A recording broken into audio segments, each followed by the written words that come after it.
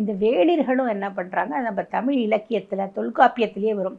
வேள், வேளிர் இப்படிங்கிற பேரை உடையவர்கள்லாம். இவர்கள்லாம் குறுநில மன்னர். பாரிவள்ளல் கேள்விப்பட்டிருப்பீங்க. கிருஷ்ணருடைய ஃபேமிலியோட அவங்களுக்கு சம்மந்தம் இருக்குது. பாரி, அப்புறம் வந்து ஓரி, வல்வில் ஓரி, அந்த அந்த அந்த மாதிரியான அரசர்கள் எல்லாருமே இந்த வம்சத்தில் வந்தவங்க தான். அதில் வந்து ரொம்ப குறிப்பாக நான் சொல்கிறேன் அப்படின்னாக்கா, திருவல்லிக்கேணி அந்த கோயிலை பற்றி சொல்லுவேன். பார்த்தசாரதி கோயில்ன்றதே கிருஷ்ணரோட கோயில் தான். அங்கே சாத்தியகியின் வம்சத்தினர் இருந்தனர். இன்னும் இப்போ நீங்கள் பல இடங்களில் நம்ம கீழடி, பொருந்தல் அங்கெல்லாம் பார்க்குறோம் இல்லைங்களா?